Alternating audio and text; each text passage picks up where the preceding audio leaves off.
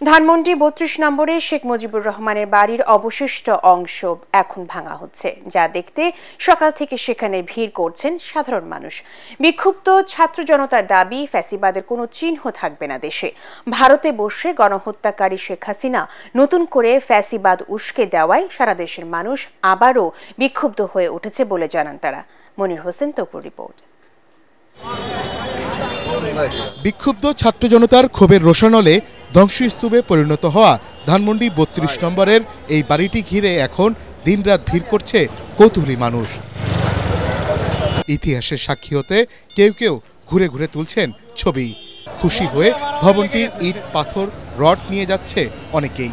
India থেকে বসে এই ফ্যাসিস্ট সরকারের যে প্রধান শেখ হাসিনা বিভিন্ন ধরনের উস্কানিমূলক বক্তব্য দেওয়ার কারণে আজকে এই পরিণতি হয়েছে। মানে একটা দেশের সরকার প্রধান হয়ে সে যেভাবে মানুষের উপর জুলুম নির্যাতন করছে, এটা আসলে সাধারণ মানুষের কাম্য ছিল না। আরও প্রায় ২০-৩০ বছর আগে ঢাকাতে দেখছি ওর বাপের যে বাড়ি ছিল, ওটা ছোট্ট একটা বাড়ি ছিল দেখছিলাম তখন। আর এখন এসে দেখতেছি ৪-৫টা বাড়ি, বিশাল বিশাল বাড়ি দখল করা ওর। এত বাড়ি সে কোথায় পেল? এখনো ঝুলন্ত অবস্থায় আছে ভবনের একাংশ। এই সুযোগে বিক্রির জন্য ইট ও রড খুলে নিয়ে যাচ্ছে এক শ্রেণীর মানুষ। সাধারণ মানুষের দাবি, বাংলার মাটিতে ফ্যাসিবাদের পুনর্বাসন করতে দেয়া হবে না। তাই স্বৈরাচারের কোনো চিহ্ন না রাখার পক্ষে তারা। আল্লাহ বলেছিল যে তুই কোথায় যাবি, কাকে মারবি, আমি তোকে মারবো।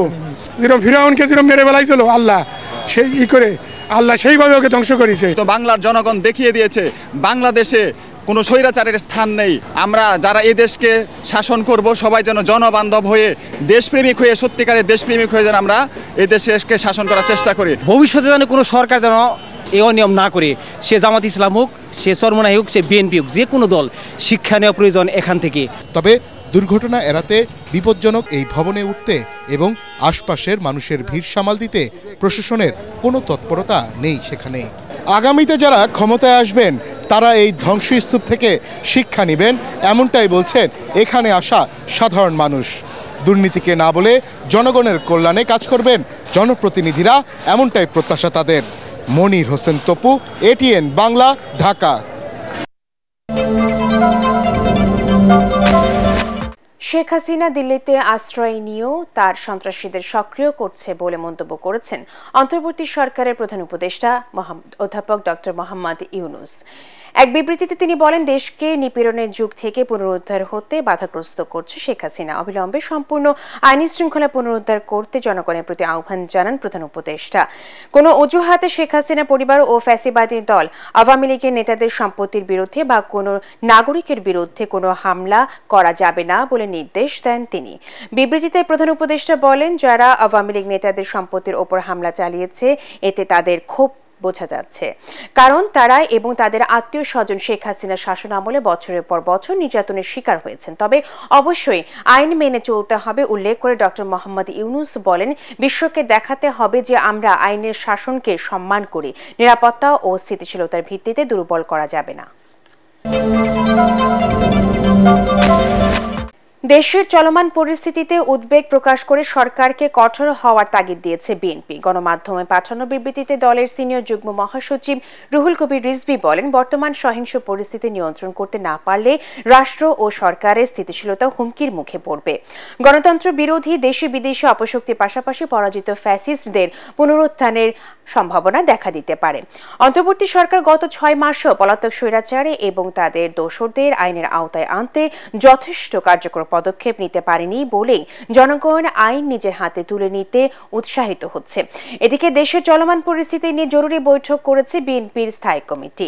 দলটির ভারপ্রাপ্ত চেয়ারম্যান তারেক রহমানের সভাপতিত্বে অনুষ্ঠিত বৈঠকে বুধ ও বৃহস্পতিবার ঢাকা সহ দেশের বিভিন্ন স্থানে আওয়ামী লীগ নেতাদের ঘর বাড়ি স্থাপনা ভাঙচুরের ঘটনায় দলের অবস্থান ও করণীয় নির্ধারণকে বৈঠকে আলোচনা। সঠিক প্যাড আর সঠিক তথ্য দিয়ে এসব সামলে নিব এক হয়ে।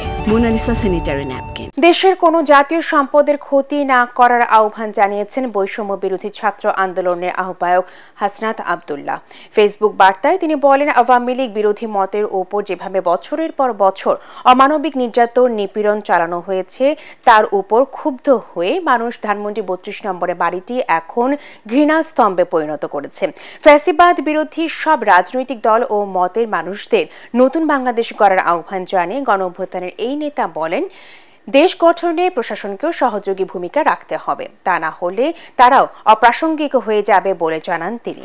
তবে আওয়ামী লীগের প্রতি ক্ষোভকে পুঁজি করে কেউ যেন ব্যক্তি স্বার্থ হাসিল করতে না পারে সেদিকে সতর্ক থাকারও আহ্বান জানিয়েছেন হাসনাত আব্দুল্লাহ। আওয়ামী লীগ সে এই পরবর্তী 5ই আগস্ট বাংলাদেশে অপ্রাসঙ্গিক। আর নির্যাতিত যারা রয়েছে এখানে প্রত্যেকটি ফেসিবাদ বিরোধী যে রাজনৈতিক দলগুলো রয়েছে, আমরা এই ফেসিবাদ বিরোধী প্রত্যেকটি রাজনৈতিক দলের নিজস্ব মতভেদ থাকলেও আমাদের পলিসি ডিসকাশনের মধ্য দিয়ে, রাজনৈতিক ইভেন্টের মধ্য দিয়ে আমরা সেগুলোকে সমাধান করব। আমরা ভারত বিরোধী আগ্রাসনের আমরা আর কোনোভাবে বাংলাদেশে একটা সেফ হাউস হইতে দিব না, এবং আওয়ামীফিকেশনের আর বাংলাদেশে কোনো ধরনের আর সুযোগ থাকবে না। এই যে আওয়ামী লীগের তীর্থস্থানকে মানুষ স্বপ্রণোদিতভাবে আপনাদের ভেঙে ঘুরিয়ে দিয়েছে। আপনি পেয়েছেন আওয়ামী লীগের কাউকে যে এটাকে আটকানোর জন্য? কাউকে পান নাই। শেখ হাসিনার উস্কানিতেই দেশে অস্থিতিশীল পরিস্থিতি সৃষ্টি হয়েছে বলে দাবি করেছেন জামায়াতে ইসলামীর আমির ডাক্তার শফিকুর রহমান। নারায়ণগঞ্জের ওসমানী পৌর স্টেডিয়ামে জেলা ও মহানগর জামায়াতে ইসলামের উদ্যোগে আয়োজিত জনসমাবেশে তিনি একথা বলেন। ডাক্তার শফিকুর রহমান বলেন, সন্ত্রাসকে প্রশ্রয় দিলে দুনিয়ায় এবং আখিরাতে করুণ পরিণতি ভোগ করতে হবে। নারায়ণগঞ্জ প্রতিনিধি আব্দুল সালামের রিপোর্ট, জানাচ্ছেন ফজলে রাব্বি।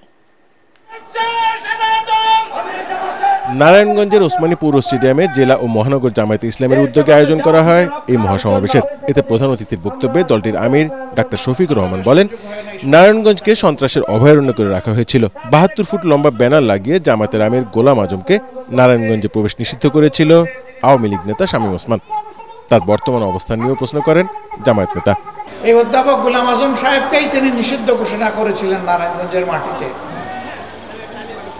যে ভাই নিষিদ্ধ ঘোষণা করেছিলেন, আজকে তিনি কোথায়? তিনি কি নারায়ণগঞ্জে আছেন?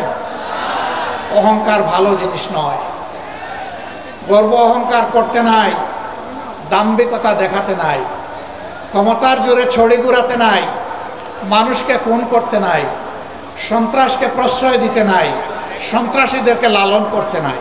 বিগত আওয়ামী লীগ সরকার প্রশাসন, বিচার ব্যবস্থা সহ সাংবিধানিক প্রতিষ্ঠানগুলোকে ধ্বংস করেছে বলে জানান জামায়াতের আমির। দেশের বর্তমান অস্থিতিশীল পরিস্থিতির জন্য শেখ হাসিনাকে দায়ী করে তিনি বলেন, ভারতে বসে উস্কানি দিয়ে বাংলাদেশের পরিস্থিতিকে অস্থিতিশীল করা হচ্ছে।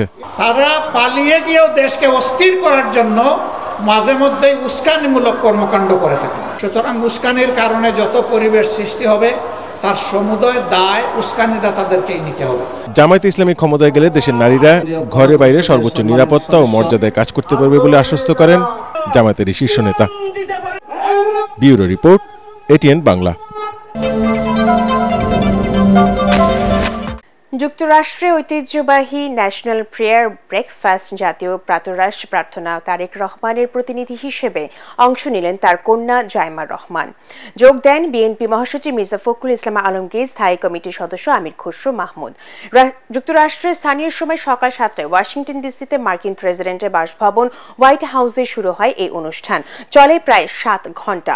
যুক্তরাষ্ট্রের নতুন প্রেসিডেন্ট ক্ষমতা গ্রহণে 100 দিনের মধ্যে বিশ্বের গুরুত্বপূর্ণ ব্যক্তিদের সম্মানে প্রাতরাশ এবং নৈশ ভোজের আয়োজন করে থাকেন, যেখানে বিভিন্ন দেশে গুরুত্বপূর্ণ রাজনৈতিক, কূটনৈতিক, ব্যবসায়ী এবং সাংস্কৃতিক ব্যক্তিদের আমন্ত্রণ জানানো হয়। এবার যুক্তরাষ্ট্রের প্রেসিডেন্ট ডোনাল্ড ট্রাম্পের ন্যাশনাল প্রেয়ার ব্রেকফাস্টে আমন্ত্রিত হয়ে যোগ দিলেন বিএনপি নেতা ও জিয়া পরিবারের সদস্য ব্যারিস্টার জাইমা রহমান।